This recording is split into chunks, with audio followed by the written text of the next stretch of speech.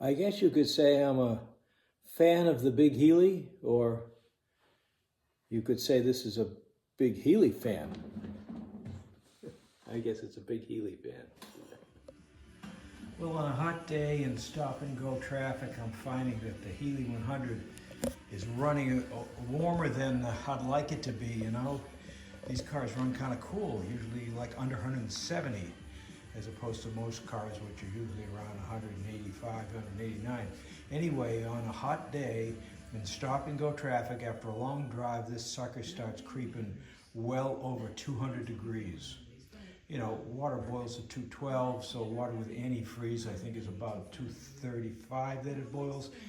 So we're not boiling over, but it's getting warmer than I'd like it to be. So this is the fan on a Heeley 100, the stock 4-bladed fan.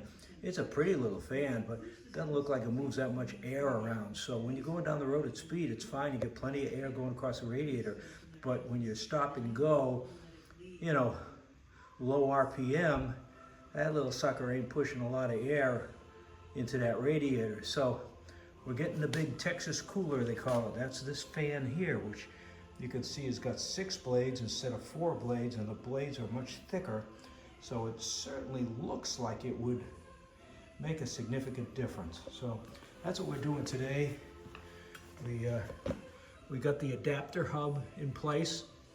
The fan's not that expensive, but the damn adapter plug or disc costs you almost as much as a fan, or I think a little bit more than the fan blade, in order to fit this, because the blade was designed for a Heeley 3000, not a 100, so they had to have this adapter.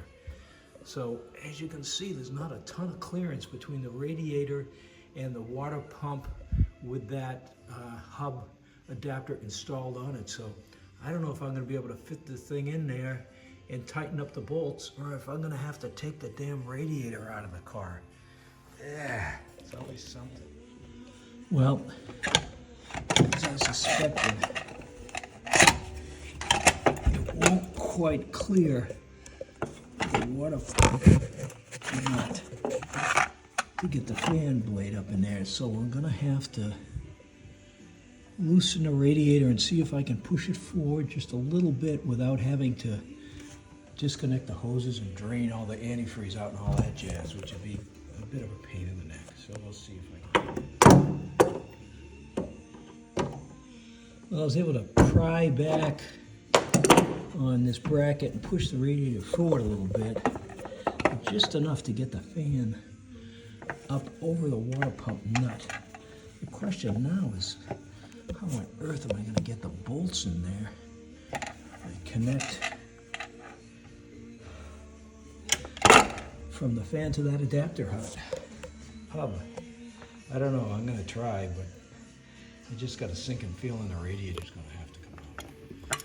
Yeah, squeezing my fingers up in here, it looks like I'm able to just get the nut on, or the bolt into the hole. I got one at least threaded. So I'll see if I can snug it up and walk my way around to the other holes. All right.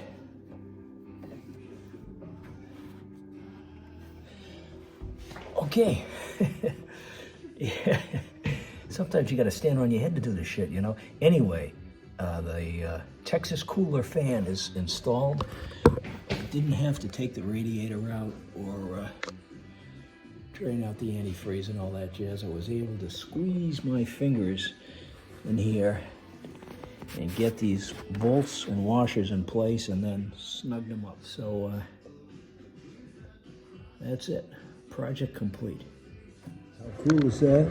Well, we all know how cool it is till we drive on a hot day.